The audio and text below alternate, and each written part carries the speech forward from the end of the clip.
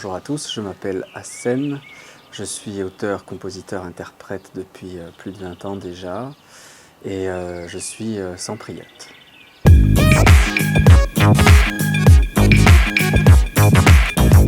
J'ai commencé la musique étant ado, à kiffer quelques groupes de rap et donc à partir de là, pareil, à la MJC, Jean Cocteau, j'ai commencé à pratiquer, à écrire, à faire mes premières compositions, écrire mes premiers textes de rap en 95-96 et de là, pendant 20 ans, j'ai eu tout un parcours où musicalement j'ai fait plein de choses variées et différentes comme des compositions pour de la musique, pour de la danse.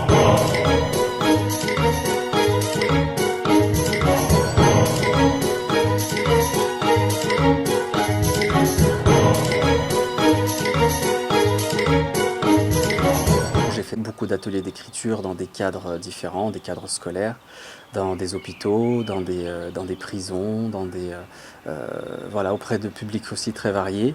Et ma musique aujourd'hui, c'est un mélange de tout ça, c'est-à-dire que c'est à la fois mes revendications dans mes textes et ma musique rap, et à la fois enrichi des rencontres, des rencontres à la fois humaines et à la fois musicales que j'ai pu faire tout au long de mon expérience.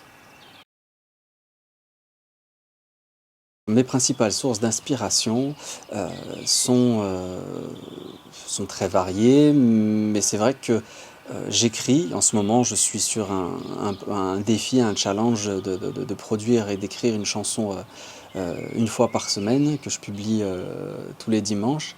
Et mon challenge, justement, c'est d'écrire ces chansons. Et pour produire, je m'inspire de mon quotidien, je m'inspire de ce qui m'arrive pendant la semaine, des choses qui m'entourent, de mes proches, que je fais participer d'ailleurs, ma famille, mon épouse, mes enfants. Et donc, en utilisant voilà, tout ce que je vis au quotidien, je crée, je compose une chanson toutes les semaines. J'ai effectivement beaucoup d'artistes qui m'influencent depuis longtemps. Je vais prendre comme exemple, par exemple, le groupe IAM. Je vais prendre aussi Oxmo Puccino, je vais prendre aussi Soprano, pour citer, on va dire, les plus anciens, ceux qui ont pu, comme ça, m'influencer étant plus jeune et aussi perdurer dans le temps et continuer à faire des choses voilà, très créatives, tout simplement. Tout dépend ce qu'on entend par le mot engagé. Si engagé veut dire rebelle, veut dire provocateur, veut dire attiser un petit peu les colères ou les rancœurs. Non, je ne suis pas un artiste engagé. Mais si on entend par engagé le fait d'écrire pour défendre des causes, défendre ses valeurs, promouvoir des messages, partager une certaine vision du monde. Oui, pour le coup, je suis un rappeur, artiste engagé. Bon, cette question, elle va un petit peu dans la suite de l'autre. Ma mission, simplement, oui, comme je disais, c'était de partager mes valeurs, partager mes convictions, à travers la musique, lancer des messages et voilà, réveiller un petit peu les consciences dans ce sens-là. Dans mes musiques, comme je disais, je m'influence beaucoup de mon quotidien, je m'influence beaucoup de ce que je vis chaque semaine. En ce moment, en plus, on est en pleine période critique, de confinement. Donc, je parle tout simplement des choses que je vis. Je parle des événements qui nous arrivent, des événements qui nous frappent. J'essaie de donner mon point de vue, d'apporter un petit peu de recul et de mettre un petit peu mon grain de sel. Tout ça sur fond de musique qui, pour moi, doit rester quelque chose d'assez mélodieux, doit rester quelque chose d'assez léger, quelque chose d'assez agréable à entendre. La musique reste quand même un divertissement. Tous ces petits cœurs isolés, échoué sous la photo. Des millions de j'aime récoltés, la détresse derrière un picto. Celui qui nous comble en retour, que l'on donne sans avoir peur. L'amour inconditionnel en forme de cœur. Derrière la musicalité ou la légèreté, il y a derrière des propos assez précis ou incisifs pour voilà, faire passer des messages sur les valeurs, sur une vision du monde plutôt, moi j'espère être positif et qui j'espère une vision qui peut être motivante pour l'avenir. Juste avant le confinement, je travaillais un projet d'album avec un rappeur qui s'appelle Le Mister, un ami de longue date pour lequel j'ai réalisé déjà un album. Donc voilà, on travaille sur la réalisation d'un album qu'on espère concrétiser, j'espère, après cette période de confinement. Et puis je réalise aussi l'album d'un ami aussi qui s'appelle Aquin, un artiste de Chambéry qui écrit depuis très longtemps et que je connais depuis toujours. Et voilà, je travaille avec lui sur l'enregistrement, la réalisation de son album. Alors là, pour parler un petit peu de la transmission des ateliers d'écriture, quasiment depuis le début de ma carrière, j'ai eu cette conviction d'animer des ateliers d'écriture pour avoir tout simplement la chance de transmettre et de partager ma passion d'une autre manière que le simple fait de créer.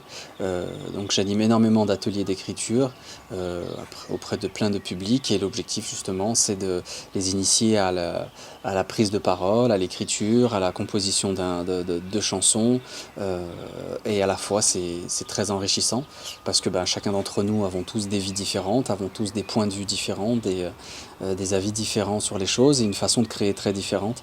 Et donc c'est de ces multiples aussi rencontres-là, finalement c'est plein de mini-artistes que j'ai rencontrés tout au long de cette expérience.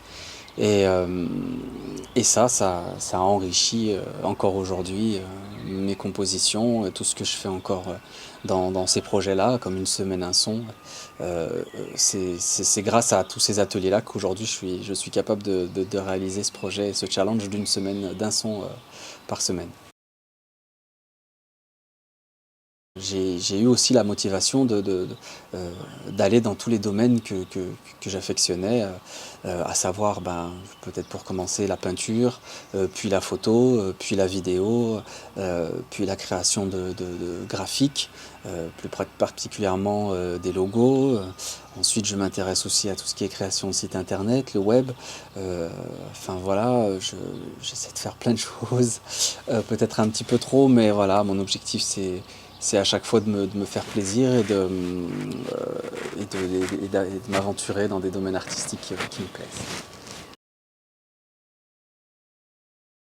Forcément, moi qui m'inspire pour mes écritures de chansons de ce que je vis chaque semaine, forcément, dès qu'on est rentré en confinement, tout de suite, j'ai pris ma plume, j'ai écrit un très long morceau qui s'appelle Le printemps reviendra. Le monde est fou, la vie n'a plus le même goût. Il y a celui qui en prend conscience et celui qui s'en fout. Nous sommes en guerre, alors restons chez nous, relativise et pense à tous ceux qui vivent enchaînés ou ceux pour qui le confinement n'a rien changé. Vivent dans la solitude avec les pattes et la télé, qui voulaient faire des provisions mais qui n'ont pas pu. Le printemps reviendra, qui parle justement de ce qui nous arrive, de le fait de se retrouver chez soi. C'est à la fois positif, ça fait à la fois peur, ça nous interroge sur plein de points, ça nous met un petit peu un flou sur l'avenir. Et je pense que là, maintenant, on a un peu plus d'un mois de confinement, donc il y a quatre chansons qui ont été écrites depuis, et il y en a au moins 3 qui abordent de près ou de loin le confinement qu'on est en train de vivre. Donc ouais, cette période m'influence. Mon actualité, c'est vraiment ce challenge-là, chaque semaine. Il n'y a pas plus actuel que ce challenge. Une semaine un son, chaque semaine d'ici, de la maison. Je publie sur ma chaîne YouTube une chanson. Et après, pour ce qui est des projets, on menait un projet d'atelier de création de spectacle avec le collège de Saint-Priest, Boris Vian, qu'on espère reprendre dès qu'on le pourra, en partenariat avec le centre social Louis Braille et la MJC de Saint-Priest. Donc voilà, on espère que ça va se suivre. Je travaillais aussi sur un carnaval du côté du péage de Roussillon. Tout ça était en suspens, voilà, et plein de petits projets qui sont restés comme ça avec 3 petits points de suspension.